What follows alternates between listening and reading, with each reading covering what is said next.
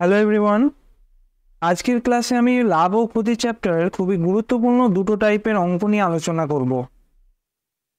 প্রথম টাইপটা দেখো, এখানে বলছে 4,000 টাকায় একটি ঘোড়া সমেত গাড়ি কিনে ঘোড়াটিকে 20% লাভে এবং গাড়িটিকে 10% ক্ষতিতে বিক্রয় করলে 3.5% লাভ হয়। ঘোড়ার ক্রয় মূল্য কত টাকা? টাইপটা বোঝার চেষ্টা করো। নিজেকে এই জায়গায় রেখে দেখো যে তুমি একটা ঘোড়া এবং গাড়ি 4,000 টাকায় কিনেছো। ঘোড়াটিকে 20% লাভে বিক্রি করেছো আর গাড়িটিকে 10% ক্ষতিতে বিক্রি করেছো এবং ওভারঅল তোমার 3.5% লাভ হচ্ছে। তাহলে প্রশ্নে বলছে যে ঘোড়াটা তুমি কত দামে কিনেছিলে। এটা একটা টাইপ। আর একটা টাইপ দেখে নাও, এখানেও দুটি জিনিসের টোটাল কেনা দামটা দেওয়া থাকবে।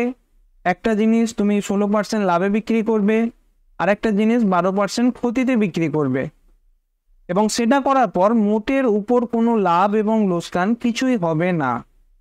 উপরের অঙ্কটা কি ছিল? মোটের উপর তোমার 3.5% লাভ ছিল, আর নিচের অঙ্কটায় তোমার লাভ এবং লস কিছুই হবে না। এই ধরনের অঙ্কগুলো অনেক সময় গুলিয়ে যায়। আমি একটাই প্রসেসে অঙ্কগুলো করব এবং খুব সোজা উপায়ে উত্তর বার করব। একটু মন দিয়ে তোমরা দেখো। প্রথম অঙ্কটা আবারও বলছি, 4,000 টাকায় একটা ঘোড়া এবং গাড়ি দুটো কিনেছো। ঘোড়াটিকে 20% লাভে আর গাড়িটিকে 10% ক্ষতিতে বিক্রি করছো। ওভারঅল কত হচ্ছে? 3.5% লাভ। তাহলে একটা হচ্ছে ঘোড়া বা হর্স আর একটা হচ্ছে কার। ঘোড়াটা বিক্রি করে তোমার কি হচ্ছে? 20% লাভ। তাহলে এখানে তুমি +20% লিখলে। আর গাড়িটি বিক্রি করে তোমার 10% ক্ষতি হচ্ছে, এখানে দেখতে পাচ্ছ। তো এটা এখানে -10% লিখলে। আর ওভারঅল কি হচ্ছে? 3.5% লাভ। তাহলে মাঝখানে +3.5% লিখলে। এরপর এটাকে অ্যালিগেশন করবে। প্রথমটা দেখো, 20 আছে আর এখানে 3.5 আছে। এই দুটো বিয়োগ করলে কত হয়? 20 থেকে প্রথমে 3 বিয়োগ দাও, 17.5 বিয়োগ দাও, 16.5। তাহলে প্রথমে কি করলাম? 20 থেকে 3.5টা বিয়োগ করলাম, আর এইদিকে কোনাকুনি 3.5 থেকে -10টা বিয়োগ হবে। যেহেতু -10 আছে, এটা বিয়োগ করলে +10 হয়ে যাবে। আমি এখানে করে দিচ্ছি 3.5 -10। তাহলে মাইনাসে মাইনাসে এটা প্লাস হলো, 10-এর সঙ্গে 3.5 যোগ করলে কত হবে? 13.5। এবার এই দুটো ভ্যালুর অনুপাত বার করব। তোমরা চাইলে পার্সেন্টেজ দিতেও পারো, নাও পারো, কারণ অনুপাত করলে এই দুটো কেটে যাবে। এবার দেখো, পয়েন্ট পয়েন্ট কেটে যাবে। যেহেতু দুজনের শেষে 5 আছে, তুমি 5 দিয়ে কাটো। প্রথমটা কত হচ্ছে? 5 2 10, 5 7 35। আর দ্বিতীয়টা 5 দিয়ে কাটলে 5 3 15, 5 3 15, 27 আর 33। এটাকে আবার 3 দিয়ে কাটাকুটি যাবে। 3 কত? 27, 3 9 27 আর 3 11 33। তাহলে ঘোড়ার অনুপাতটা কতবার হলো? 9 ইউনিট। আর গাড়ির অনুপাত 11 ইউনিট।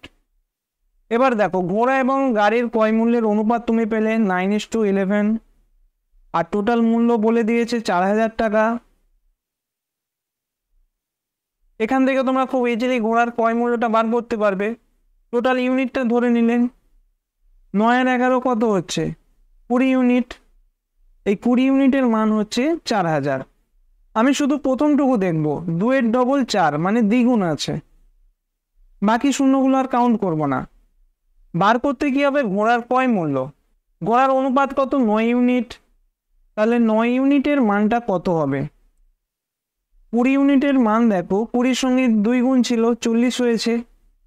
তাহলে 9 ইউনিটের মান হবে, 9 এর দ্বিগুণ করো, 18। এরপরে শূন্যগুলো নিয়ে আর ভাববো না, কারণ 4টে অপশন দেখো। অপশন বি একটাই আছে যেখানে 18 আছে। যদি এমন একটা অপশন থাকতো 180, তখন শূন্যগুলো কাউন্ট করতাম।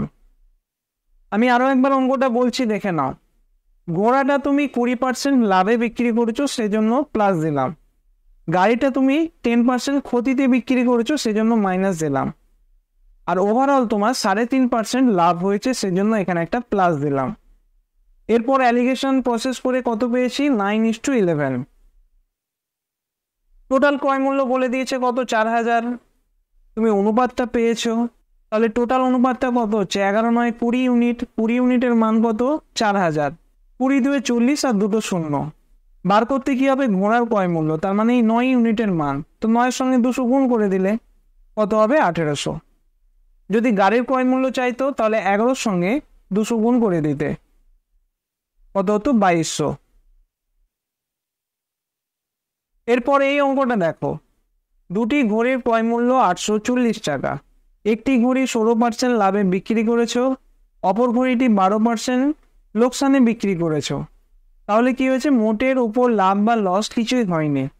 তাহলে ফার্স্ট ঘড়ি এবং সেকেন্ড ঘড়ি, প্রথম ঘড়িতে কি হয়েছে? 16% লাভ, দ্বিতীয় ঘড়িতে 12% ক্ষতি। ওভারঅল দেখো, লাভ লস যেহেতু কিছুই হয়নি, মাঝখানে তোমরা শূন্য লিখে দিলে।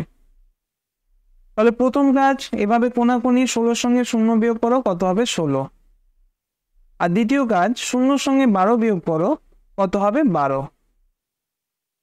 এবার এটা কাটাকুটি করো, 4 3 12 আর 4 4 16, 3:4। তাহলে প্রথম ঘড়ির ক্রয় মূল্য কত হলো? 3 ইউনিট। দ্বিতীয় ঘড়ির ক্রয় মূল্য 4 ইউনিট। টোটাল ভ্যালুটা কত হচ্ছে? 4 3 7 ইউনিট। এই 7 ইউনিটের মান কত? এখানে বলেছে 840। কত গুণ? 7 12 84 আর একটা শূন্য, 120 গুণ।